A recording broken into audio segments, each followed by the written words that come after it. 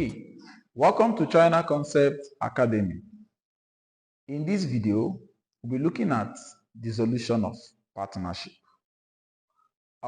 Before I move into what dissolution of partnership is all about, it is very pertinent to tell us or to explain to us what partnership is all about.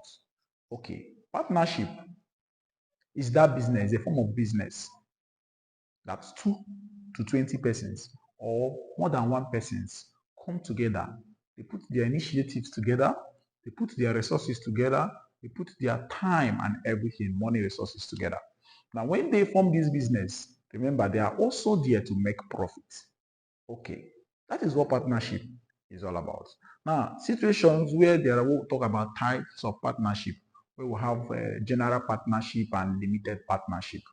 General partnership is saying, come, I want to be active. I want to follow in everything concerning this business. Whatever thing that is being done in this business, I want to participate. I want to know how the affairs is being done. And if the event of liquidation comes, the depth of this business, I will contribute generally. I will contribute everything, including selling my, going extra mile to bring in funds to pay these debts. But a limited partner is telling you, see, I am not going to follow up. I'm only contributing maybe my capital. In everything concerning this business, I am limited. Most textbooks see it as a dormant partner. I'm only going to follow. I'm only going to contribute capital. When it comes to things concerning this business, my roles and responsibilities are limited. That's the difference between a limited and general partner. Most textbook goes ahead to differentiate between, they go ahead to talk about kinds of partnership where you have active partner.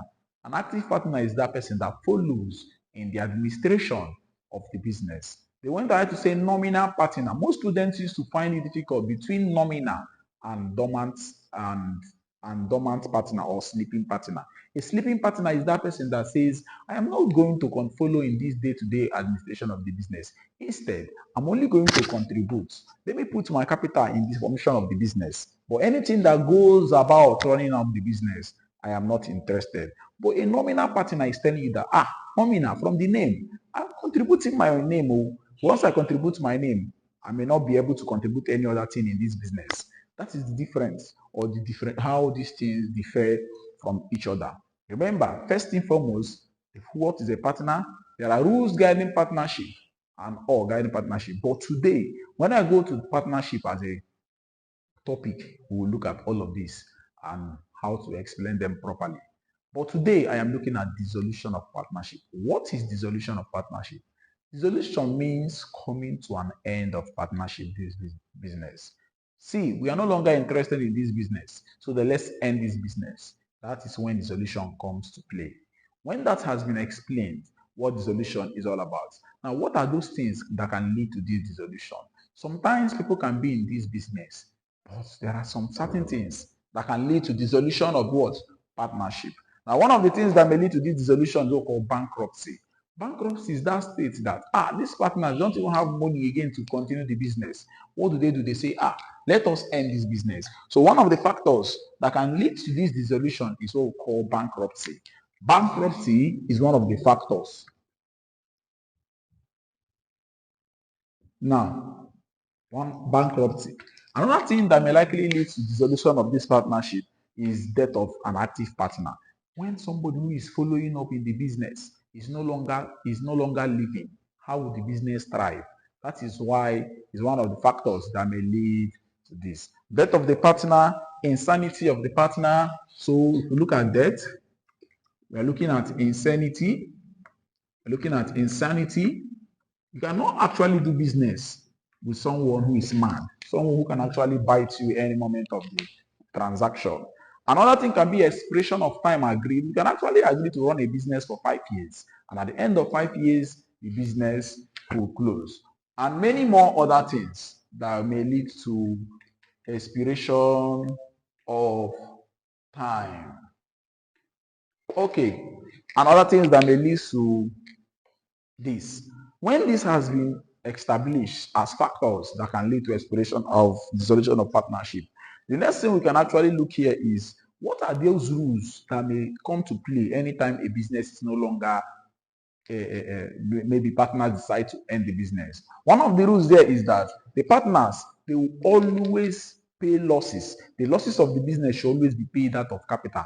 That money they've already contributed in starting up of this business, they will use it and pay losses. Another rule that may likely apply anytime partners are no longer in function is that payment should be made to outside creditors. If they are owing people who must have supplied goods to them, they are expected to pay them. Another thing you can make it see here is that they are supposed to pay partners loan. Most times the business can even borrow money from those of them running the business.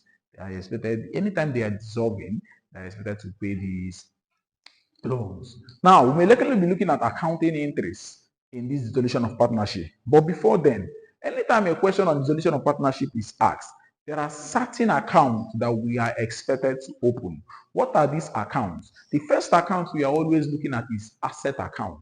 Every individual current asset that they are using to run this business will open an account for it. If we are no longer doing business and we want to come to the end of the business, which simply means the properties of this business that we'll be using to run the business, we are expected to sell them so that these things will be converted monetarily and be shared among partners. Another asset account that we are expected to open in this account is the account we call realization account. What is realization account? It is that account that this profit will be shared.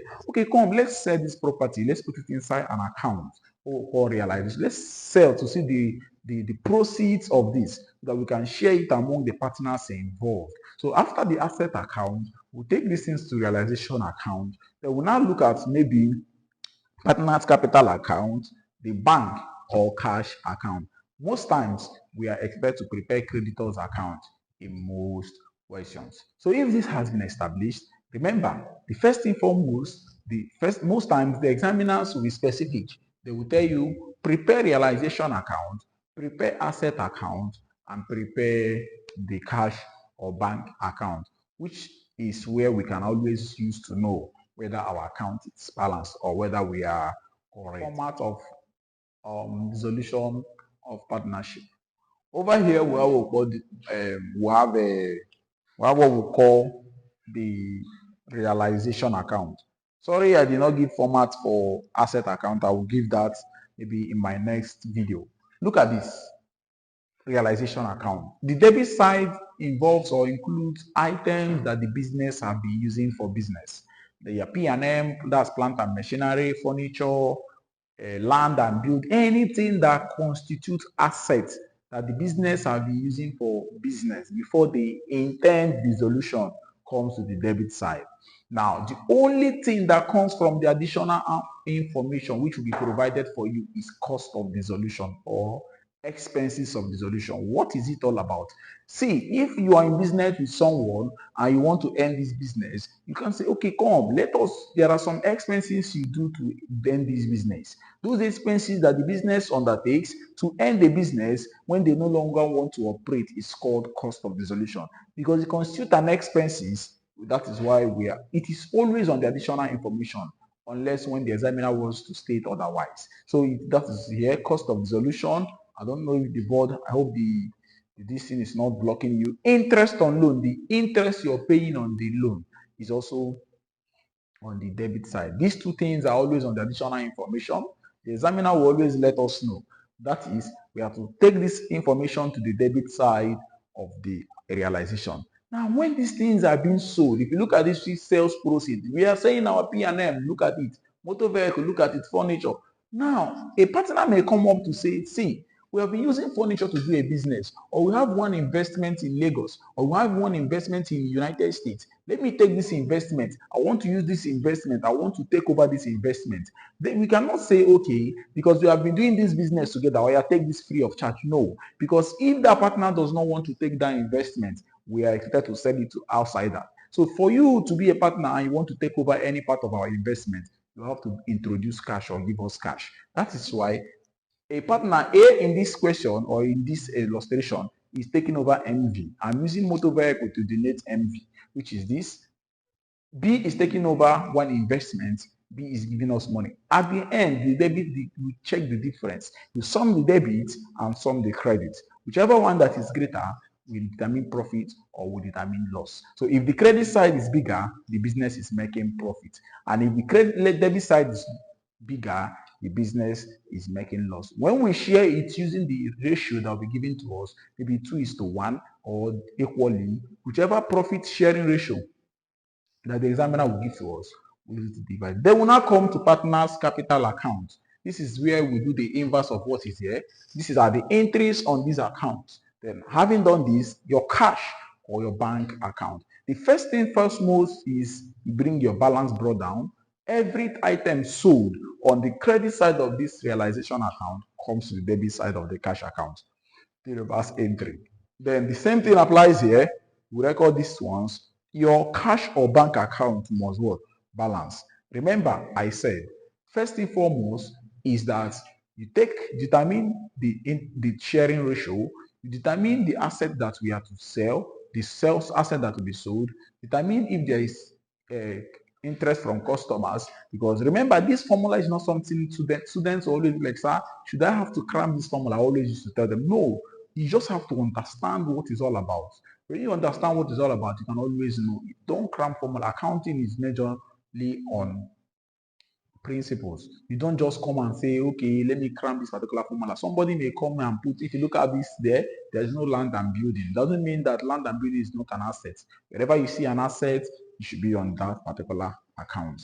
Having done that, in my next section, I will take time to pick up a question. We'll solve a question that has where all partners are solvent. Then we'll look at a situation where one of the partners says, see, I don't have money to pay, therefore the partner runs. When the partner runs, we either use Ghana versus More approach to share the liability.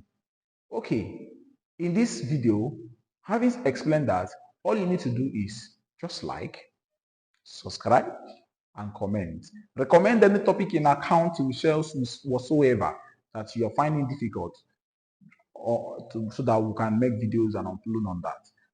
Accounting, finance, and mathematics. Any topic at all, let us know on the comment section so that we can make video that you can benefit. Thank you so much for watching. See you in the next section.